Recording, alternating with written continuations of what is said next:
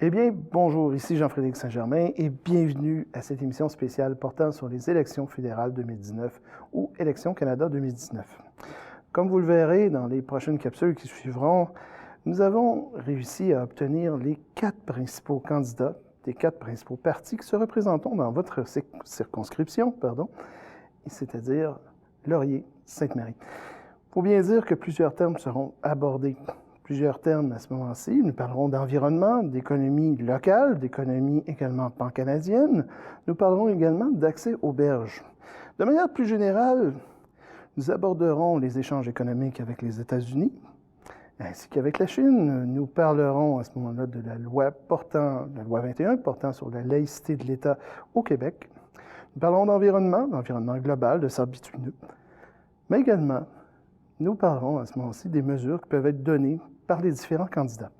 Il faut bien dire que dans l'ordre, nous aurons Nima Machouf du Nouveau Parti démocratique, Michel Duchesne du Bloc québécois, Stephen Guilbeault du Parti libéral et Mme Lise Desgreniers du Parti conservateur. En espérant que cela puisse répondre à certaines questions que vous avez vis-à-vis des élections, il me fera plaisir de vous les montrer à l'instant.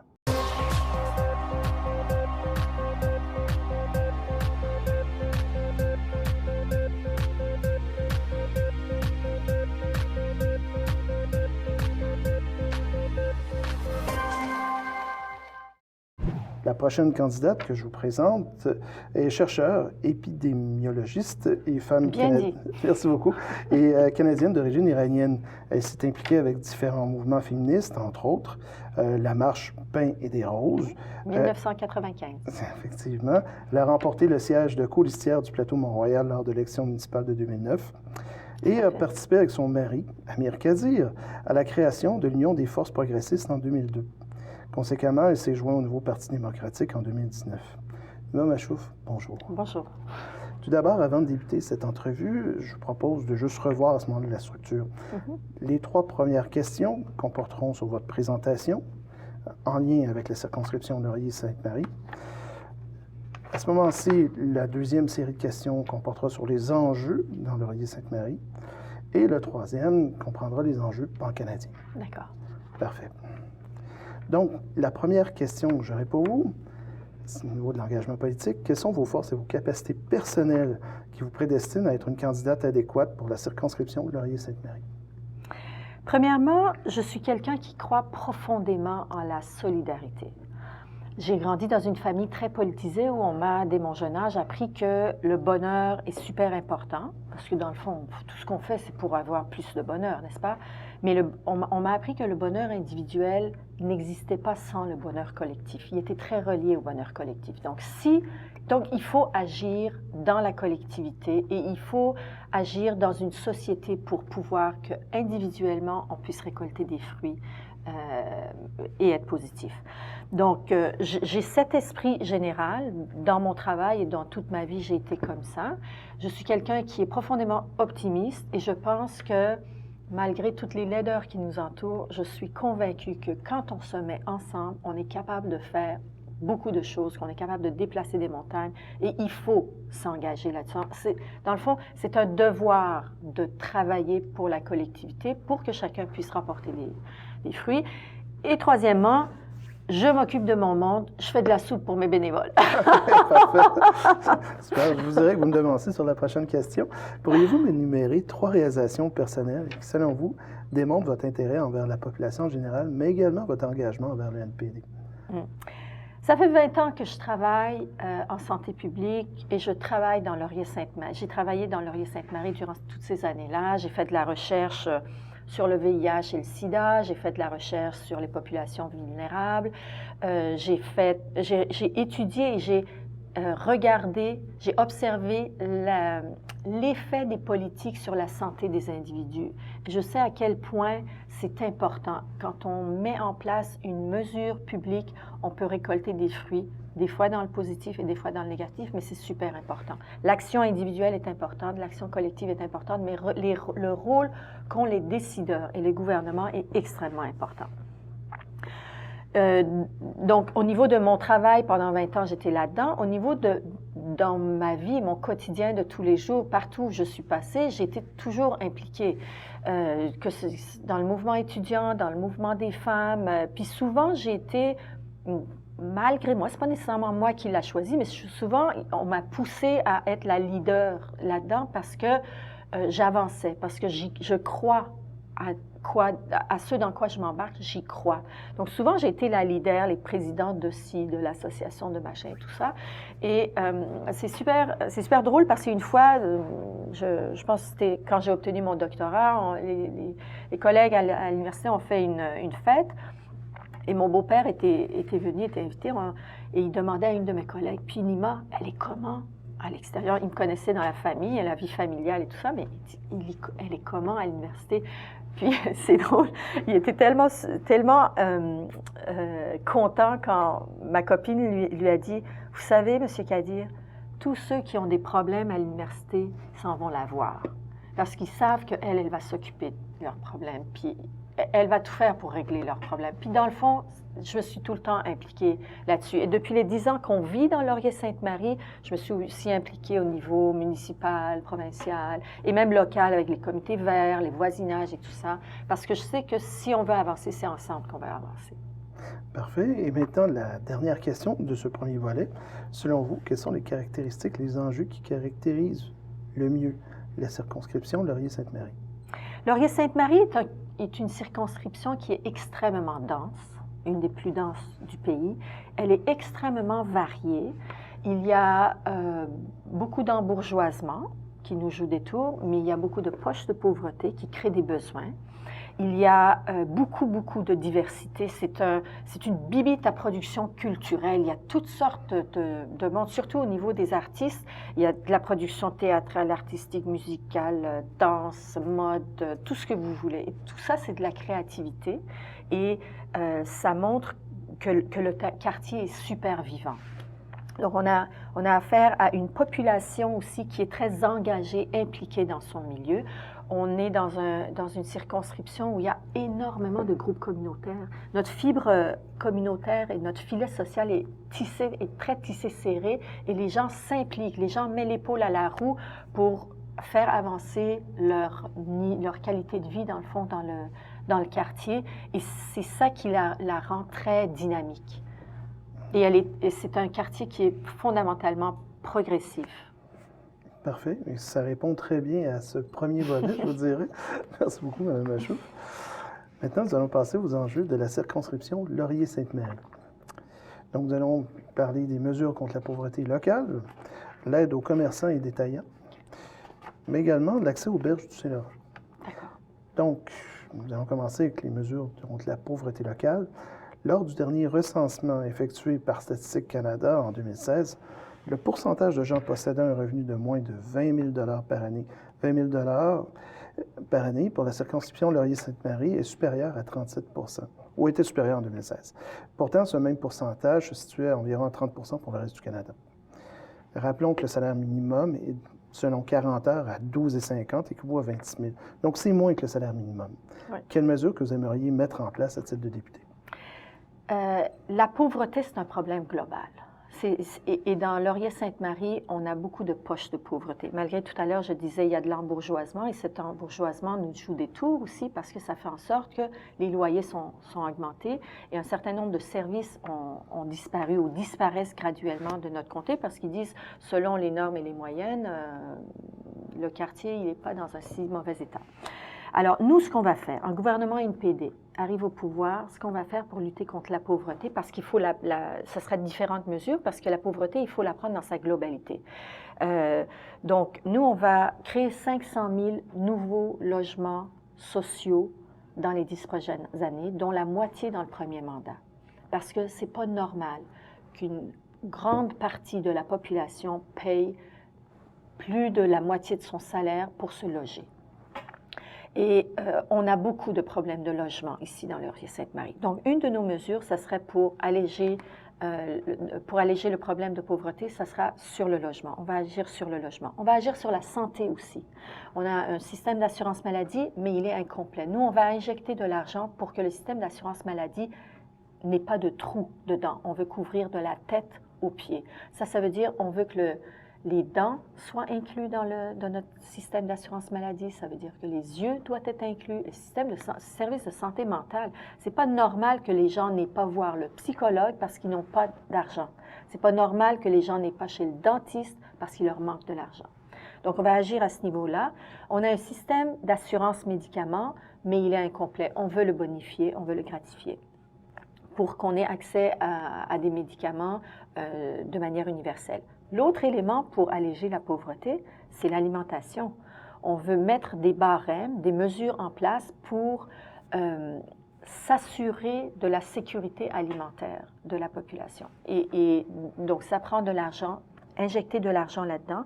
Ça veut dire qu'il faut que tout le monde ait à se nourrir, accès à de l'alimentation et l'alimentation de qualité et abordable. Parfait. Mais compte tenu d'une autre statistique qui est parue aussi, qui est assez improbable, mais qui est véridique à ce moment-là, c'est-à-dire que le taux important de faibles revenus est assez omniprésent, dans le fond, dans la circonscription. Et la moyenne des transferts gouvernementaux, qui inclut le régime de pension du Canada, l'assurance-emploi et l'assistance sociale, donc tous les envois fédéraux, étaient à ce moment-là, c'est-à-dire inférieurs à 21 à 25 de la moyenne, dans le fond, qu'on a pu voir au Canada. Quelle est votre position par rapport à ça? Il faudrait que les transferts fédéraux soient à la hauteur des besoins. Quand on a de grands besoins, il faut que l'argent qui vient du fédéral puisse couvrir ces besoins-là et répondre aux besoins de la population. Et ce n'est pas normal que dans un pays riche, on ne soit pas capable de nourrir tout notre monde. Il faut qu'on le fasse. Et dans le fond, nous, on est là pour instaurer des politiques. Oui. OK, malheureusement, c'est tout le temps qu'il nous fallait. Donc, écoutez, nous allons passer à la deuxième question de ce premier volet, qui s'appelle l'aide aux commerçants et détaillants. Une des particularités les plus notables de la circonscription Laurier-Sainte-Marie est la concentration d'une majorité de grandes artères commerciales. D'ailleurs, selon les données obtenues auprès de l'Association de sociétés de développement commercial, on en possède 6 sur 17. Mm-hmm. Pourtant, selon les données recensées auprès du même organisme, on parle de 1 local sur 4 qui est vacant. Et à ce moment-là, selon plusieurs spécialistes, ça serait attribué entre autres à la montée du commerce en ligne, qui était à 28 en 2013 et qui est monté à 40 en 2018, mais également l'augmentation du loyer, stimulée à ce moment-là par la valeur des maisons moyennes au Canada qui ont augmenté. Quelles mesures vous aimeriez prendre à ce moment-là? Dans Laurier-Sainte-Marie, il y a beaucoup de petites et moyennes entreprises. Il y a beaucoup de commerces locaux. Il y a beaucoup, dans le fond, ce qui crée la vitalité économique dans notre circonscription, c'est beaucoup de commerces locaux. Et nous, on pense que pour vitaliser l'économie des artères commerciales, de la population en général et tout ça, il faut qu'on aide les petites et moyennes entreprises. Comment on va les aider? On va les aider en leur donnant des crédits d'impôt. Au lieu de donner des exemptions d'impôt aux grandes entreprises, aux méga riches, aux grands pollueurs, nous, on dit qu'il faut qu'on s'occupe de notre monde. Donc, les petites et moyennes entreprises qui sont créateurs d'emplois au niveau local. C'est ça, c'est eux qui font vivre le quartier. Donc, exemption de taxes pour les petites et moyennes entreprises et aussi, on va arrêter les frais exorbitants qui leur sont imposés par les compagnies de cartes de crédit. On va réglementer ça pour les aider à mieux pouvoir servir la population. Et aussi, tout le transfert des des PME familiales, là, on va aider avec des moyens fiscaux le transfert des PME dans la famille pour la relève, pour s'assurer que les commerces locaux restent et pour avoir moins de locaux vacants sur les artères. Parfait. Comme vous savez également, les commerces de détail souffrent énormément de travaux, de réfection des axes routiers les moins importants, Saint-Denis, Sainte-Catherine et bien d'autres. Et pourtant, le fédéral ou le gouvernement du Canada participe à un certain budget, une hauteur d'un certain budget, à la réfection de ces routes-là. Est-ce que vous croyez sincèrement qu'il serait souhaitable à ce moment-là que le gouvernement du Canada soustrait un certain montant à l'aide versée aux municipalités pour venir en aide directement à ces commerces? Comment il faut arriver localement en aide à ces commerces via les municipalités? Je pense que c'est plus de la gestion locale et on laisserait ça aux municipalités de régler de la façon dont ils pensent que c'est la meilleure pour les régler. Parfait. Donc, nous allons passer à la troisième et dernière question de ce premier volet. Il s'agit de l'accès aux berges du Saint-Laurent. Oui. C'est en 1994 que le plan SLV 2000 pour Saint-Laurent, Vision 2000, à ce moment-là, voyait jour. Renouvelé pour une 5e phase consécutive en 2011, sous le nom de Plan Saint-Laurent pour un développement durable. Celui-ci a pour but de préserver la biodiversité, permettre aussi la mise en valeur des berges du Saint-Laurent et de régir, dans le fond, ses usages. Bien que le gouvernement du Canada soit co-signataire du plan SLV depuis 1994 et qu'il reconnaisse la valeur de l'accessibilité et de l'impact sur les citoyens à ce moment-là d'avoir accès ou ne pas avoir accès à des berges de qualité, pour l'instant, il ne semble pas y avoir à ce moment-là d'étapes ou de démarches fructueuses qui ont été données. Pour vous, à ce moment-là, qu'est-ce que vous aimeriez apporter? On est une île, on est au bord de l'eau, on n'a même pas accès au courant Sainte-Marie. C'est pas normal.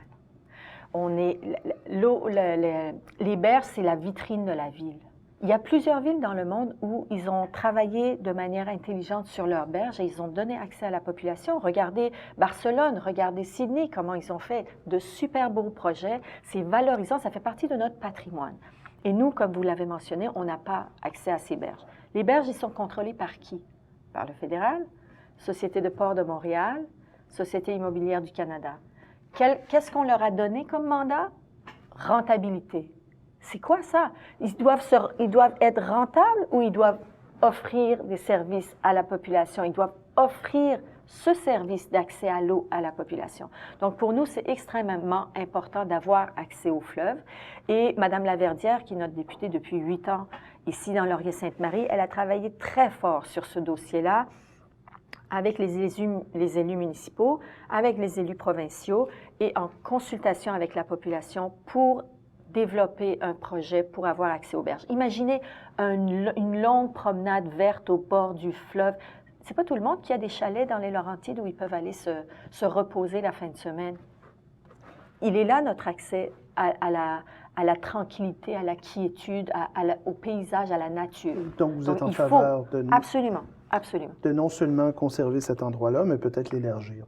Au-delà de la rue Glorier, au-delà, dans le fond, du croisement de la voie ferrée avec Notre-Dame. Oui. L'objectif ultime, c'est de donner accès à la population aux berges. Parfait. Ce qui conclut, dans le fond, notre troisième et dernière question de ce premier volet. Donc, super. Nous allons parler maintenant des enjeux politiques. Donc, 4 thèmes qui ont été abordés. Encadrement des pratiques provenant des géants du Web et protection de données personnelles. Nous allons parler d'économie et échanges internationaux. Nous allons parler de positionnement de votre parti envers l'application de la loi 21 portant sur la laïcité de l'État. Et nous allons parler de protection de l'environnement. D'accord. Donc, premier lieu, première question. 1 minute chaque? C'est-à-dire 3 minutes. Simplement. Et je vous dirai avec une intervention. Donc, depuis quelques années, différents sujets portant sur les dérives du Web retiennent l'attention des médias. On pense à différentes entités russes ou extérieures qui ont interféré durant le processus électoral états-unien en 2016, ou même du vol d'identité numérique, c'est-à-dire que les membres de la Caisse des Jardins ont subi près de 3 millions de personnes. Conséquemment, quelles mesures d'encadrement aimeriez-vous mettre en place auprès des géants du Web? C'est pas normal que les géants du Web fassent du profit ici avec nous et qu'ils ne soient pas taxés. Les autres compagnies locales sont taxées, payent leurs impôts et on a un certain contrôle là-dessus. Les géants du Web, on n'a rien. On n'a presque rien, en fait. Alors, à notre avis, il faut les taxer. Netflix, on va le taxer. Et cet argent qu'on va aller chercher auprès de ces géants du Web, on va l'utiliser pour, protéger du contenu français et produire du contenu local. Donc, ça va favoriser notre économie locale et ça va aussi nous donner un levier pour pouvoir contrôler d'une certaine manière ce qu'ils font avec nos données. C'est pas normal que en vendant nos données personnelles à moi et à vous, ils fassent de l'argent sur notre dos sans qu'on ait notre mot à dire. Donc, il faut les réglementer et je pense qu'une bonne partie de cette réglementation passe par les taxer. Parfait. D'autres problèmes ont été soulevés par bien des gens. Nous avons pu le voir dans différentes campagnes électorales, différentes manifestations. Semble-t-il, une polarisation est omniprésente.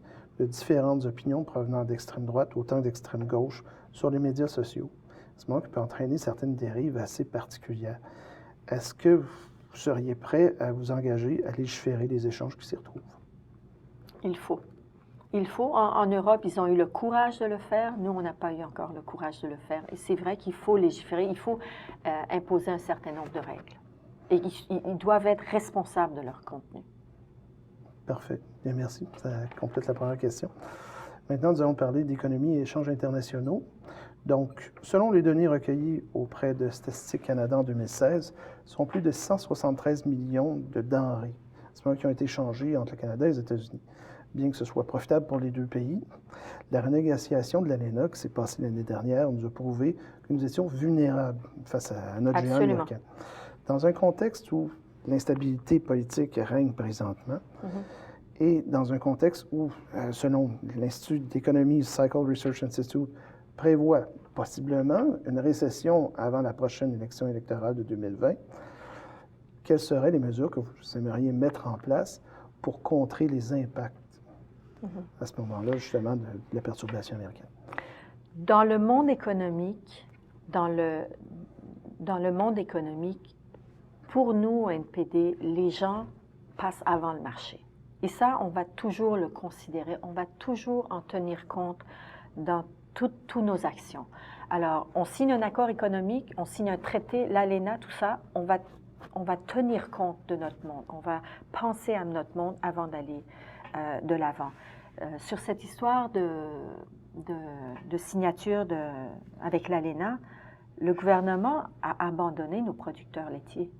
La protection de la gestion de l'offre est un élément qui est important. Il ne faudrait pas qu'on le laisse. Il faudrait vraiment qu'on le protège parce que, au détriment de nos producteurs de lait, au lieu d'avoir accès, au lieu de donner une assurance à nos producteurs, on dit on ouvre le marché, vous devez maintenant faire concurrence à ceux sur lesquels on n'a aucune prise sur la qualité de leur production et tout ça.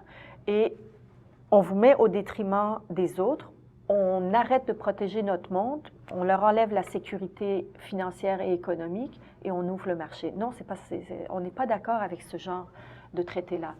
Dans les traités, il faut qu'on s'assure que notre monde soit, le droit de notre monde soit préservé et aussi notre culture. Il ne faut pas oublier, ce n'est pas juste au niveau économique.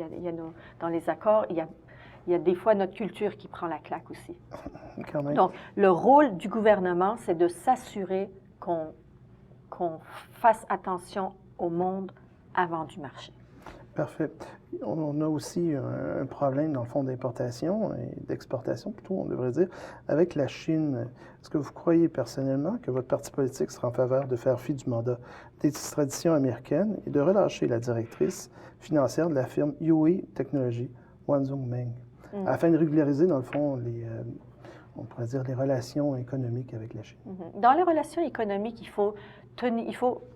j'ai dit qu'on devait tenir compte le devoir du gouvernement était de prendre en considération le bien et les droits de nos citoyens, mais en tenant compte des droits humains aussi en général. Puis les droits humains pourraient être un élément sur lequel on négocie nos accords internationaux et nos relations internationales. Donc, dans le fond, est-ce que vous seriez en faveur du relâchement de Mme Wang? Je ne sais pas personnellement. Je ne sais pas. Okay. Mais il faudrait réfléchir là-dessus. Je ne sais pas. Je sais pas. Parfait. Bien, ça complète la deuxième question. Merci. Parfait. Maintenant, nous allons parler du positionnement de votre parti envers l'application de la loi 21 portant sur la laïcité de l'État. Le 17 septembre dernier, le premier ministre du Québec, dans le fond, François Legault, s'adressait aux différents partis politiques qui participeront aux élections du 21 octobre prochain. Donc, votre parti ou plusieurs partis. Contrairement à ses prédécesseurs qui demandaient un partage de la péréquation, Jean Charest en 2007, ou des transferts plus substantiels au niveau de la santé, Philippe Couillard en 2011, François Legault demande que le prochain gouvernement élu n'intervienne pas dans la mise en application de la loi 21 et demande, par le fait même, plus d'autonomie quant à la délivrance de résidences permanentes. Étant donné que, selon le sondage léger du 15 septembre 2019, 51% des Québécois appuient cette application de loi portant sur la laïcité de l'État et que le Québec compte pour près du quart des députés, dans le fond, la Chambre des communes, 40 sur 184. Quelles sont, à ce moment-ci, votre position vis-à-vis de cette loi? On est pour la laïcité de l'État.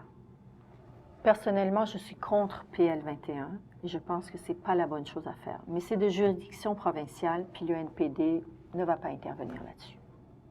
OK, simplement. Parfait. Croyez-vous que les demandes du gouvernement du Québec, vous avez une plus grande autonomie envers la délivrance de résidences permanentes afin d'obtenir une meilleure cohésion sociale, d'assurer une meilleure correspondance linguistique, soient justifiées? On est d'accord à ce que le Québec ait plus de droits en matière de gestion de l'immigration et on voudrait favoriser que l'argent soit au rendez-vous pour pouvoir sur la francisation des immigrants et sur l'intégration des immigrants. Parfait. Ce qui conclut notre troisième question, l'avant-dernière.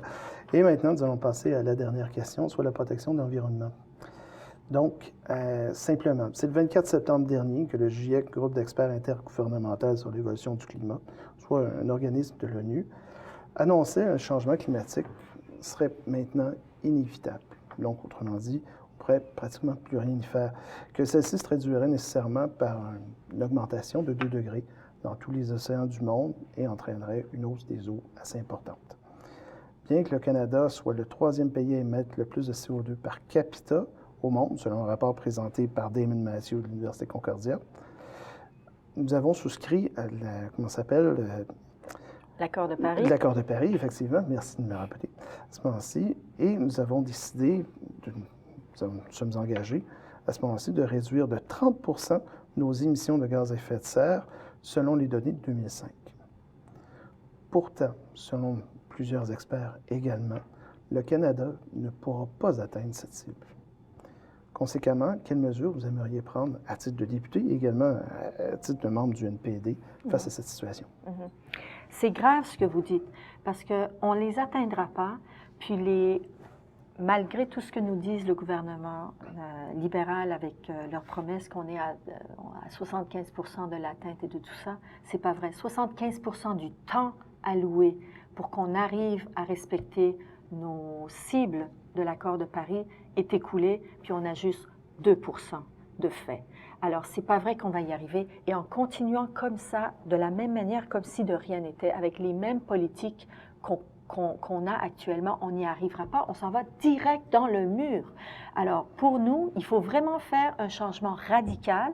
C'est sûr que ça va brasser la cage, mais ça nous prend un changement radical si on veut régler ce problème-là. L'environnement nous mène direct dans le mur. Avec un gouvernement NPD, il y aura 0 argent public qui ira dans les pipelines, pour l'achat de pipelines, 0 argent public qui ira pour financer et encourager l'industrie gazière et pétrolière.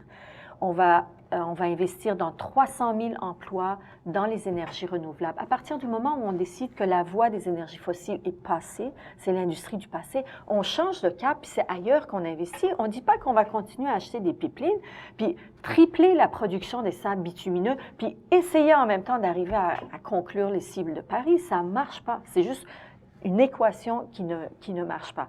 Alors nous, on fait un shift dans la production d'énergie. On s'en va vers les énergies renouvelables. Et aussi, un autre élément sur lequel il faut travailler beaucoup, c'est le transport. On est au Québec, on produit de l'énergie hydroélectrique. C'est le genre d'énergie qui produit le moins de gaz à effet de serre. Il faut qu'on continue là-dedans. Il faut qu'on fasse de l'expansion de ça. On produit des wagons, des trains. Il faut qu'on aille dans l'électrification des transports en commun et c'est ça l'énergie de l'avenir et c'est ça l'économie de l'avenir. Donc, arrêtons de faire ce qu'on fait actuellement. Changement radical, sinon on n'y arrivera pas. Parfait. Et selon un rapport paru en avril 2019 par le journal Nature Communication, l'exploitation des sables bitumineux produirait plus de 64 de CO2 qu'estimé initialement. Et bien que ce calcul n'ait pas été effectué sur les nouvelles modes d'extraction qui utilisent du gaz naturel, quelle est votre position face à l'exploitation des sables bitumineux au NPD? Ça fait partie de l'énergie du passé. On ne veut plus... Le gouvernement ne devrait pas subventionner cette industrie. C'est une industrie qui est polluante, C'est une industrie qui est dommageable pour la santé de tout le monde et pour la planète, la survie de la planète. Nous, on dit qu'il faut arrêter de subventionner cette industrie. Les libéraux, ils veulent dépenser 15 milliards de pipelines pour tripler la production de pétrole par les sables bitumineux. C'est absolument irresponsable. Nous, on dit zéro argent public. Parfait. Donc, c'est tout le temps que nous avions, Mme Machouf. Mme Machouf, merci d'avoir participé à notre émission.